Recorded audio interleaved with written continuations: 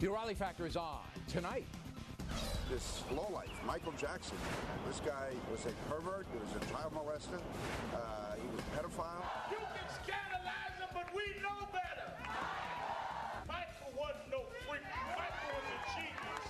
The racial controversy over Michael Jackson heats up.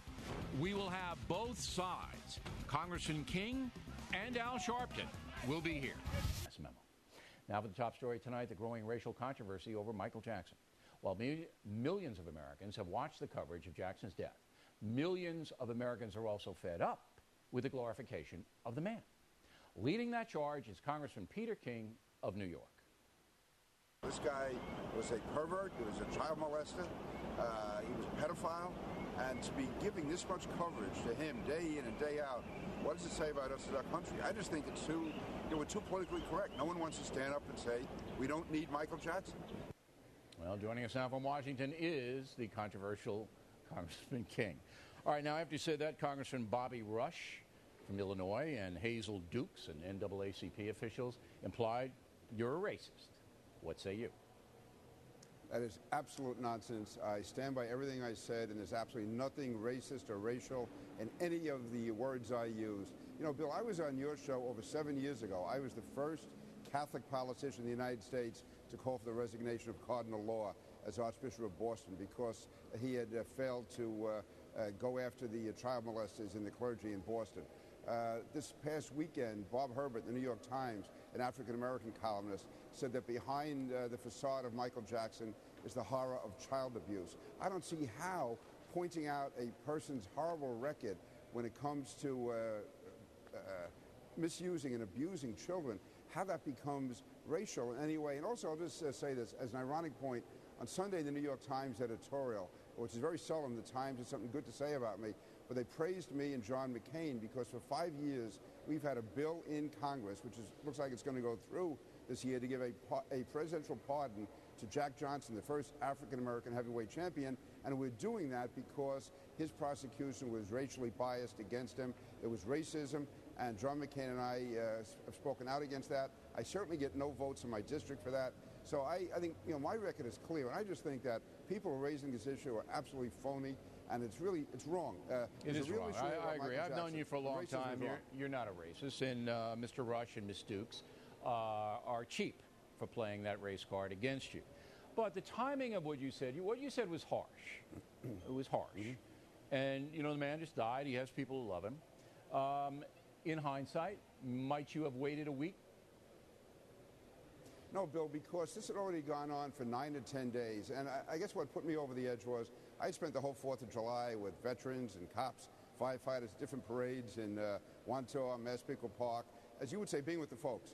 And there was such a resentment building up. People saying, why is this guy getting all this adulation? Okay, he was a good singer, he was a good dancer, but why? Why is he getting all this coverage? Why is the nation stopped for Michael Jackson?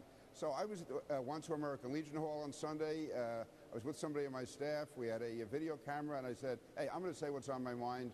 We posted it. And the reason I was harsh, if you want to call it that, is I had to cut through this 10-day cacophony of glorification, this onslaught where he was being made out to be a saint or a hero or whatever. So I wanted to get right to the point. That's why I said strip aside the psychobabble. This man was a child molester, and he was, by his own admission, he slept with young boys. I mean, you walk to a neighborhood and you say to someone, if a grown man sleeps with young boys in his bed, is he a pervert? 99 out of 100 people would say yes. Let me play devil's advocate black, white, here. Or any color. Let me play devil's advocate here, because I want to be fair, and I think that that we are fair here. Right. Jackson was acquitted of child molestation charges. He did settle a civil suit, but settling something doesn't mean you're admitting anything. Mm-hmm. It just means you want to get it out, all right? You want to get rid of it. Right. The people who know Jackson, say he is a product of an arrested development, that he is a child or was a child in his own mind. And I think that speaks to the way he conducted his life. He was not an adult in an emotional way. He himself says that he slept with children, he admits it, only because he loved them and wanted to be close to them, and that there was no sexuality involved. That's what Jackson is on the record as saying. So is it fair to say, if he's not convicted in a court of law, is it fair to say he was a child molester? Bill, I would say an adult male who sleeps with young boys is a child molester. If nothing else, he's molesting and abusing their psyche. How are those children going to possibly grow up normal after spending nights in bed with Michael Jackson? So, and I would say also there's not a daycare center in the United States that would be allowed to hire him. Would any one of my critics, would they allow their child or their grandchild to be in the same room with Michael Jackson, to be alone with Michael Jackson? You know, again, we have to strip away a lot of it.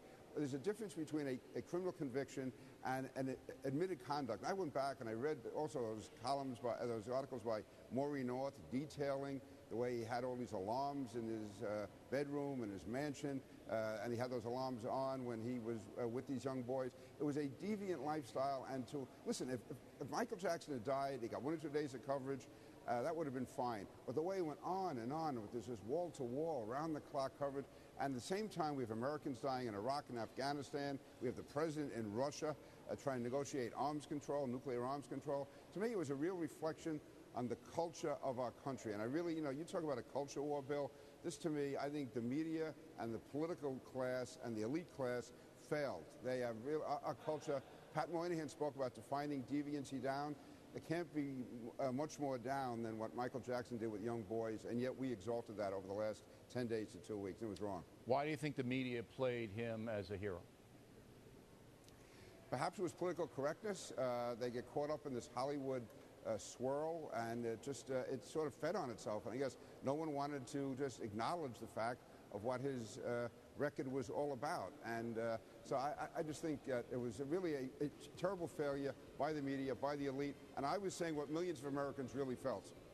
All right. Thanks for being a stand-up guy and coming in, Congressman. We appreciate it.